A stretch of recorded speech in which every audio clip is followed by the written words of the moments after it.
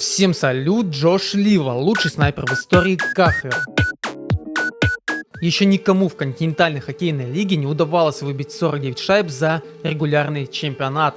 Как так получилось, что топ-снайпер оказался в Уфе, где Лива успел поиграть вместе с Голдовиным, Ньюлендером, Мэтьюсом, Бучневичем и Ахо? Сколько Лива зарабатывает по новому контракту в Салавате и где, в каком доме живет? Интересно, об этом не только прямо сейчас. Перед этим попрошу вас подписаться на канал и поставить лайк на это видео. Контент выходит практически ежедневно. Тут и подробные разборы НХЛ и КХЛ и короткие видео. Так что ставьте лайк, подписывайтесь и погнали. Джошуа Лива родился 26 мая 1993 года в городе Иннисфилл, провинции Онтарио, Канада. В этом же самом городе с населением всего в 40 тысяч человек родился и Конор Макдэвид.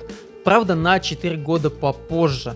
Хоккей для Джоша начался с раннего детства, с отца, который был бывшим хоккеистом, да не профессионалом, но в молодежных лигах Канады он поиграл. Мне кажется, достаточно типичная ситуация для мальчика из Канады. Лива вспоминал, что с раннего детства отец водил его на озеро Вилкокс в Ричмонд-Хилле, где Джоша мог зависнуть на целый день.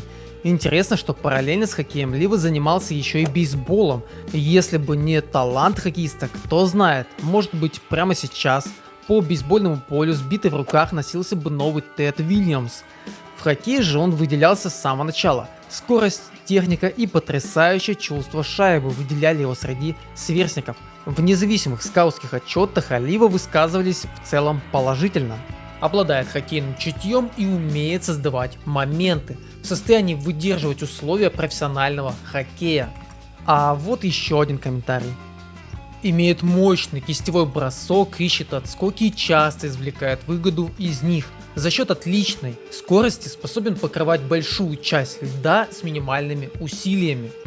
В результате многочисленных тренировок, веры и мотивационных речей Джоша Лива был выбран на драфте НХЛ в 2011 году под общим 86-м номером команды Торонто Мэйпл Лифс. Для Лива это было полным шоком, хотя в моменте он даже порадоваться не смог. Он спал. Вот его слова. «Я немного поговорил с Сент-Луисом, они сказали, что может быть заберут в 6-7 раунде. И вдруг сюрприз, в 3-м я спал. У меня было около 7 пропущенных звонков от 7 разных людей. Сначала я был в шоке, но когда все улеглось, я понял, как это здорово попасть в команду из родной провинции. Да, Джошуа был выбран невысоко, но скауты перед драфтом вообще оставили его без оценки. Так что 86-й номер это еще отличный результат. Но и такая позиция скаутов была не безосновательной. Преддрафтовый сезон получился далеко не самым успешным. ОХЛ, Садбери Вулфс, 64 матча и всего 30 очков в регулярном чемпионате. Затащила, я думаю, его тогда статистика в плей-офф 6+7 в 8 матчах. Драфт был важным шагом к по-настоящему профессиональной карьере Джошуа, но то, что пришлось пройти Ливу, чтобы сыграть хотя бы 50 матчей в одном сезоне НХЛ, не пожелаешь никому. Он ждал этого события долгих 10 лет. 10, мать его, лет, чтобы сыграть хотя бы 50 матчей за один сезон в НХЛ. После драфта Лива остался еще на 2 сезончика с прежней командой в ОХЛ, где стал по-настоящему зажигать. Хоть и команда ничего не добилась, но Джошу за 2 года провел 104 матча и набрал 110 очков.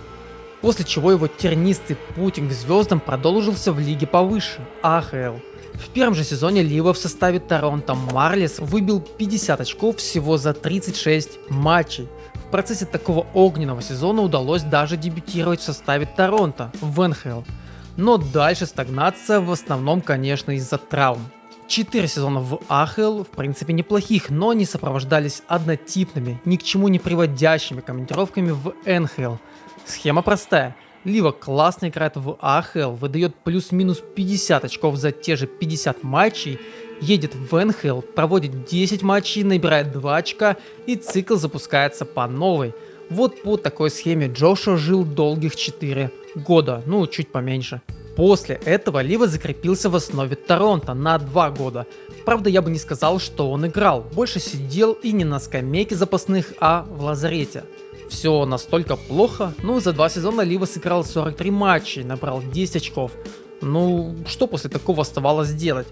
Либо менять врача, либо клуб. Лива остановился на втором варианте и подал запрос на обмен. Джошуа переехал в Ванкувер, который тогда, чтобы заполучить Лива, расстался с Майклом Караконе. И правда, перемены пошли Лива на пользу. За первый сезон удалось сыграть 49 матчей и набрать 18 очков, но дальше всем нам знакомая стагнация. Те же травмы, и спустя 2 года в стане Кеннекс очередной трансфер. На этот раз в Калгари с огоньками Лива подписал довольно копеечный контракт для НХЛ на 875 тысяч в год. Но и в Калгари как-то не задалось. А затем и в Каролине. Я что-то сказал про низкую оплату Flames, тогда как назвать 750 тысяч в год от Каролины, я даже не знаю. Ну и там не получилось абсолютно ничего. Да и шансов откровенно было мало. Зато в Чикаго Джошуа показал всего себя. Хотите офигеть? Первое, 54 матча, 46 очков в регулярном чемпионате 21-22. Второе, лучший бомбардир плей-офф этого же сезона. 18 матчей, 29 очков. Третье, и тогда Чикаго выиграла кубок, но вы уже, наверное, догадались, что то Чикаго было из АХЛ, а кубок был Колтра. Так сложилось, что в финале Джош сыграл против своей будущей команды Фарма Сент-Луиса. Того самого клуба, который на данный момент последний для Лива в НХЛ. 51 матч, 16 очков в сезоне 22-23. Ничего интересного.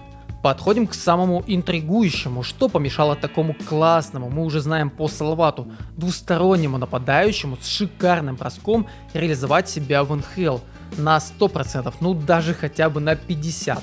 Ну естественно это травмы, по-моему ни один сезон в Америке не остался без травм Лива, наверное кроме того чемпионского в Чикаго Вулфс.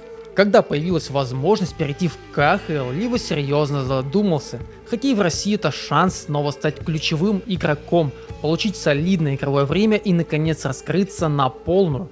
А тут еще и финансовое предложение заманчиво. По информации инсайдеров, вместе с бонусами там выходило около 90 миллионов. Для игрока, который был далеко не на ведущих ролях в НХЛ, это по-настоящему классное предложение, от которого, как мы уже знаем, выиграли все. И клуб, и игрок. Решающим фактором стал интерес со стороны Уфы, где уже играл его ровесник и близкий друг Райан Мерфи, который провел в Салавате 1 сезон и оставил об Уфе положительные отзывы. Хоккеисты еще давно были знакомы по выступлениям в Лиге Онтарио. Я слышал от него много хорошего, он говорил, что в Уфе невероятные болельщики, сам город очень крутой и мне все обязательно понравится. Также перед переходом Лива общался с Сашей Хмелевским. В итоге контракт подписали на 1 сезон с возможностью продления.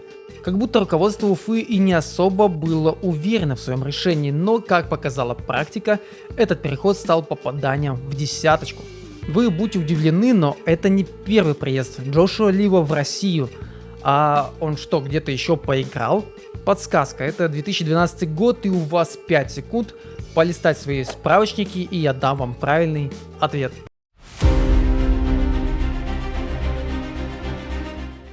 Ладно, время вышло, покажу вам видео. Что может быть лучше? Омск, 2012 год.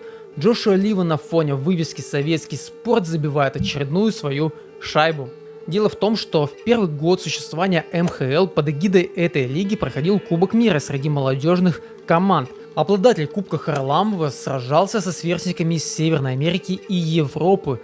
Канаду представляли команды сильнейших молодежных лиг. В 2012 году на турнир в Омск приезжал Садбери с Ливу в составе. Хоккеист стал лучшим на том турнире и набрал 11 очков в 6 матчах и выиграл титул. А я напомню про подписку на канал и лайк на это видео, спасибо. Вернемся в наши дни. В сезоне 23-24 Джошуа Лива часто выходил на лед вместе с Хмелевским и Иваном Дроздовым. Главный тренер Салавата Юлаева Виктор Козлов высоко оценил игру Лива после его дебюта, подчеркнув, что нападающий хорошо и мощно играет с шайбой. В течение того сезона Лива был очень стабилен и практически не травмировался. Официально у него всего 2 травмы по неделе каждая. В Америке в такое бы не поверили. В итоге что? 46 матчей, 47 очков. Отличная статистика для дебютного сезона в КХЛ. Но вы уже знаете, что дальше больше. Кстати, по словам хоккеиста, в Уфе он снял себе обычную однокомнатную квартиру в 10 минутах от Ледового дворца. В России Джошуа очень нравится. Игрок называет себя фанатом борща и большим любителем пельменей. Ну, а по итогам регулярного чемпионата КХЛ 24-25 Ливо стал лучшим по заброшенным шайбам 49, по набранным очкам 80, шестым по показателю полезности плюс 31, первым по шайбам заброшенным в большинстве 14 и четвертым по среднему времени на площадке. Кстати, всего два легионера в истории КХЛ становились одновременно лучшим бомбардиром и снайпером сезона. Первым это сделал Дмитрий Яшкин, ну а теперь компанию ему составляет Джошуа Ливо. Но это все мелочи, зная, что Ливо вошел в историю КХЛ как тот, кто забил рекордное количество шайб за регулярный чемпионат – 49. Решающую шайбу Джошуа забросил 22 марта против Бориса под занавес чемпионата. Ранее, как вы помните, это достижение принадлежало Сергею Мазякину сезона 16-17. По скорости забивания голов Джошуа в последнее время напоминает Александра Овечкина. Канадец называет Ови одним из самых любимых игроков, мне посчастливилось пару раз выступать против него. В детстве я был его фанатом. Здорово видеть, что он уже очень близок к рекорду Вейна Грецки. Надеюсь, он сможет уже в этом чемпионате взять такую высоту, о которой все так давно говорят. Пусть сбудется его мечта, отметил игрок в интервью Матч ТВ. Вот таким классным легионером наградило нас, простых болельщиков, руководство Салавата. А мы еще про зарплату не поговорили, что у нас там? Ну, как Ливо перешел в Салават, он стал получать по контракту 55 миллионов рублей за сезон. Это всего лишь 49-я зарплата в лиге и 4-я в Уфе. Во втором сезоне ситуация стала более справедливой. Ливо вышел на 85 миллионов рублей, в Салавате больше получал только Рэмпл. Но сезон 25-26 открывает перед Ливо безграничные возможности в автосалонах и ЦУМах. Ну, конечно, если он останется. А зарплата его составит 110 миллионов рублей в год. Больше в КХЛ только у Владимира Ткачева из Авангарда. Джошуа Ливо действительно прошел очень и очень тяжелый путь и на 100% заслуживает то, что имеет сейчас. А вы как думаете, чего еще Ливо сможет добиться в КХЛ? Поможет ли он Салавату выиграть настолько долгожданный кубок? Первый сезона 2010-2011. Пишите свое мнение в комментариях. Спасибо за просмотр. Пожалуйста, подпишитесь на канал и поставьте лайк. Я много сил вкладываю в каждое видео и мне очень нужна ваша поддержка. Спасибо и до встречи.